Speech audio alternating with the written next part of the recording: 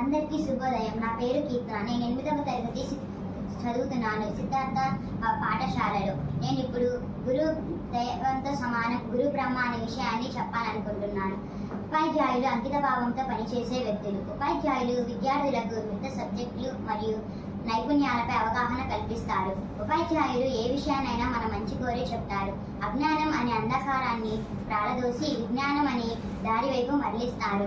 ఉపాధ్యాయులు చెప్పినట్లు నడుచుకుంటే మన భవిష్యత్తు మంచిగా ఉంటుంది. ఎదిగే కొద్ది విద్యార్థులకు క్రమశిక్షణ చాలా అవసరం. ఇది మనం ఉపాధ్యాయుల దగ్గర నుండి నేర్చుకోవచ్చు. మన సమాజంలో అమ్మా నాన్నల తర్వాత స్థానం గురువుకు చెందింది. శిశువుని లోకానికి పరిచయం చేసే అమ్మ మొదటి గురువు అయితే, నడక నేర్పే నాన్న రెండవ గురువు. ఆ తర్వాత విద్యా బుద్ధులు నేర్పించే గురువు గారు మూడో గురువు.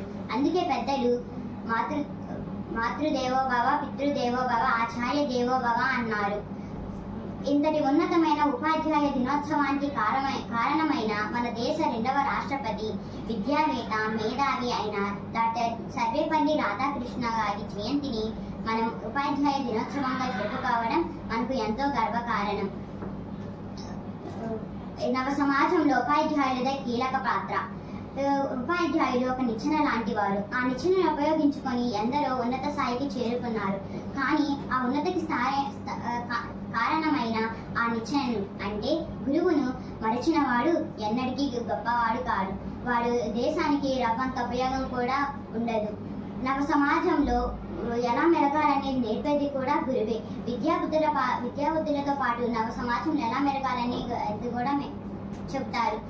ఈ సమాజంలో ఎన్నో వృత్తులు ఉన్నాయి. ఆ వృత్తులన్నింటినీ తయారు చేసే వృత్తి మాత్రం ఉపాధ్యాయ వృత్తి.